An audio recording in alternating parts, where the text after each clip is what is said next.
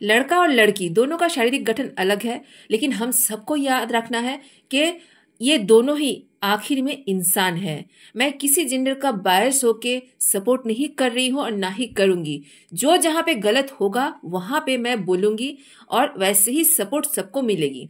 तो by the way ये बोल के मैंने लास्ट ब्लॉग को खत्म किया था और आप लोगों ने बहुत सारा प्यार दिया, लेकिन आप लोगों का सोच भी तो आपको शेयर करना है थ्रू कमेंट। तो कमेंट जरूर कीजिए और सब्सक्राइब करके मेरे साथ बने रहिए। हम सब के मन के अंदर जो बात है वो हम सब खुल के बात नहीं कर सकते हैं, इसीलिए सोशल मीडिया पे आई हूँ। और आप लोग भी मेरे से खुल के बात कीजिए। आप लोगों का कुछ भी प्रॉब्लम हो वो भी शेयर करने की कोशिश कीजिए। हो सकता है कि यहाँ पर ही कोई सोल्यूशन हम आपको दे दें या फिर मुझे कोई सोल्यूशन मिल जाए। कभी अगर मेरी जिंदगी में कुछ प्रॉब्लम आए तो इस सोशल मीडिया के थ्रू, है ना। भगवान ने नारी और पुरुष कुछ सोच के ही बनाया है ना, दोनों का ही बराबर जरूरत है इस सृष्टि में। लेकिन हम जैसे तुच्छ इंसान क्या करते हैं कि औरत को ये करना चाहिए, मर्द को ये करना चाहिए, इसको ये नहीं करना चाहिए, उसको वो जरूर करना चाहिए।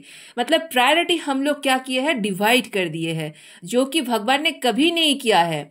औरत को कभी भी कोई भी सम्मान या मर्यादा कहीं पर भी पुरुष से ज्यादा नहीं मिला है, चाहे वो अपने घर में हो या फिर बाहर की दुनिया में हो या फिर समाज में हो। ये हम आप सबको रिलेट कर सकते हैं। एज अ वुमेन मैं भी खुद ये फेस कर चुकी हूँ और फेस कर रही हूँ। तो आप ये 2025 में अतुल सुभाष के जान जाने के बाद, मतलब अतुल सुभाष ने जो सुसाइड किया है उसके बाद से बहुत सारे केसेस जैसे कि मर्डर हो रहा है, बहुत सारे पुरुष लोगों का औरत लोग कर रहे हैं, ये बहुत हाइफ हो रहा है। मतलब जो भी शादीशुदा मर्द है वो सब डरे हुए हैं कि मेरे पत्नी ना जाने कब मुझे ही मार देंगे। जैसे कि आप देख रहे हैं कि अभी रिसेंटली जो हुआ है, हनीमून पे जाके सोनम रघुवंशी ने अपने पति राजा रघुवंशी का मर्डर कर दिया अपने आशिक के साथ मिलके। इन दोनों का मैरिज जो हुआ था अरेंज मैरिज हुआ था और दोनों ही खुशी खुशी शादी किए थे, लेकिन किसी को ये पता नहीं था, मतलब जो लड़का था लड़के के परिवार को या फिर लड़के को भी पता नहीं था कि इस शादी के तुरंत बाद ही हनीमून पे जाके अपने बेटे का लाश घर पे आएगा। चलो भोले बाबा का नाम लेके थोड़ा पीछे चलते हैं। आप सबको पता है कि अतुल सुभाष जो है, जिन्होंने सुसाइड किया था और डिजिटली सब कुछ बोल के चला गया वो बेचारा, और इसके पीछे का रीजन था उसके वाइफ और वाइफ के फैमिली मेंबर्स। और एक मर्डर केस था जहां पे पत्नी, जो मेरठ मर्डर केस सबको पता है, जो बहुत सारे नीले ड्राम पता नहीं नदिया में सब बह दिया है, बह के फेंक रहे हैं। फिर नीले ड्राम को लेके बहुत सारा रील्स भी बन गए, कॉमेडी भी बन गया, लेकिन ये कॉमेडी वाला सीन नहीं था। ये मेरठ मर्डर केस में यहाँ पे मुस्कान ने अपने हस्बैंड साहिल का मर्डर किया, फिर उसको काट के पीस पीस करके नीले ड्राम के अंदर रख दिया भर के, उसके बाद सीमेंट डाल के पूरा लॉक कर दिया। हम सबका रूह कांप गया था कि एक औरत होके कैसे ये काम कर सकती है, अपने हस्बैंड को ऐसे पीस पीस काट के बस दूसरे के प्यार के लिए ऐसे ही मर्डर कर दिया। और तेलंगाना में भी एक ऐसा हुआ था, माँ बेटी ने मिलके, बेटी का नाम था ऐश्वर्या, जिन्होंने अपने हस्बैंड को, न्यूली मैरिड थे, बस एक ही मंथ हुआ था, मतलब 1 मंथ हुआ था मैरिज का, माँ बेटी ने मिलके अपने हस्बैंड का और अपने दामाद का मर्डर कर दिया, वो भी नाइफ से।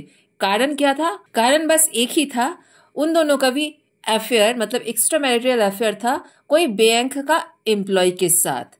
तो हालांकि ये सारा केसेस जो देख रहे हैं हम अभी, सब माता पिता सब डरे हुए हैं लड़के के कि पता नहीं कैसे लड़की आएगी बहू बन के, पता नहीं मेरे बेटा कौन से लड़की लेके आएगी, फिर ऐसे ही उसको जान गंवाना पड़ेगा। तो लड़कियों को देख के, औरत को देख के आजकल सब डर रहे हैं। मैं एक बात बताऊं, अभी आप लोग हो सकता है कि थोड़ा जो पुरुष जाति है, जो लड़के लोग हैं, वो थोड़ा गुस्सा हो जाएंगे।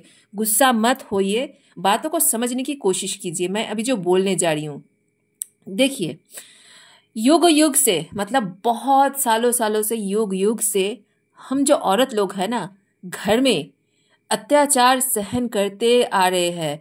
चाहे वो मेंटली हो, चाहे वो फिजिकली हो, चाहे वो डावरी के केस हो, वो ससुराल वाले के घर में भी टॉर्चर हो रही है, अपने माता पिता के घर में भी टॉर्चर हो रही है। जिसको प्यार करते हैं उसको वो मिलती नहीं है और जबरदस्ती फिर उसको कहीं और जाके सेटल होना पड़ता है। मतलब मेंटली कोई भी लड़का या लड़की हो, कोई भी खुश नहीं है और ठीक नहीं है। इसका रीजन सिर्फ एक ही है, वो है सही शिक्षा और समाज व्यवस्था।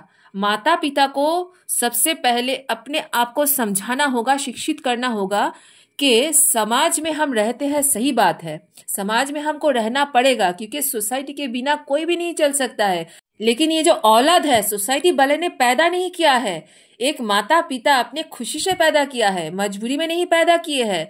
तो इस बच्चे का जो रिस्पॉन्सिबिलिटी है वो शारीरिक गठन से लेकर शुरू करके इवन मेंटल हेल्थ हो, फिजिकल हेल्थ हो, दोनों का ही रिस्पॉन्सिबिलिटी सिर्फ माता पिता का ही है, समाज का नहीं है। लेकिन नहीं, माता पिता उल्टा ही समझते हैं, करते भी वही है। सोसाइटी के बारे में सबसे पहले सोचते हैं, अपने मान सम्मान के बारे में सबसे पहले सोचते हैं, और फिर अपना जो अधूरा ख्वाहिश है वो बच्चों के थ्रू पूरा करने की कोशिश करते हैं जबरदस्ती। एक बात बताइए, जो बच्चा आपके पेट से जन्म होती है, क्या वो इंसान बड़ा होके अलग नहीं होती है? होते तो है ना। अगर वो बच्चा अलग नहीं होता तो फिर आप उसका नाम अपने नाम पे क्यों नहीं रख देते?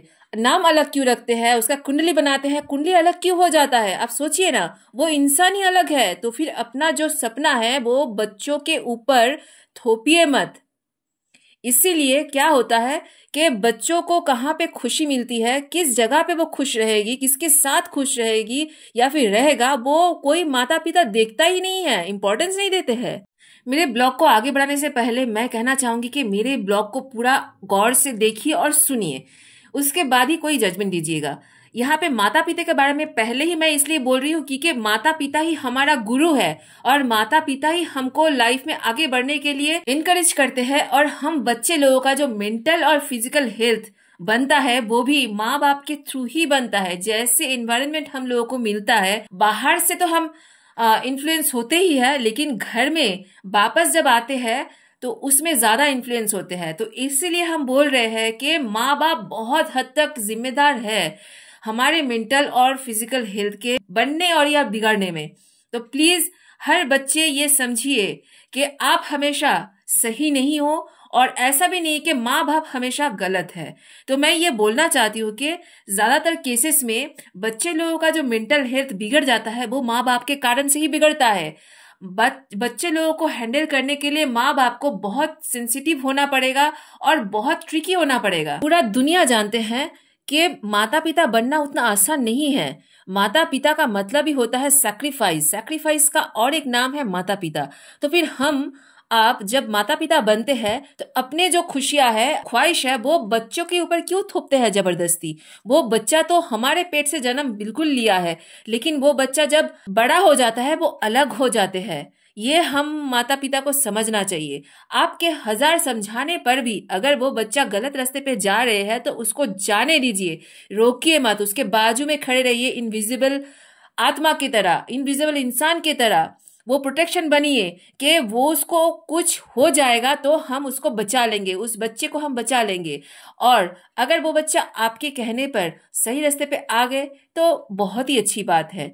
हमेशा अपने बच्चों की खुशियां जहां पर है वो आप देखिए, सुनिए, सपोर्ट कीजिए। तो जैसे कि हम लोग बातें कर रहे थे कि आजकल जो पत्नियां हैं अपने हस्बैंड को मर्डर कर रहे हैं, जो लड़कियां हैं वो अपने बॉयफ्रेंड का मर्डर कर रहे हैं, फिर दूसरे रिलेशनशिप पे जा रहे हैं। क्यों जा रहे हैं?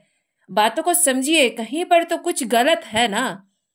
वो गलत कहाँ पर है? मुझे जितना दूर तक समझ में आई, साइकोलॉजिकली जितना दूर तक मैंने रिसर्च किया, उससे मैं अपना ओपिनियन बता रही हूँ। देखिए, ये बचपन से ही ये साइकोलॉजिकली डिसऑर्डर पैदा हो जाते हैं लड़का या लड़की में।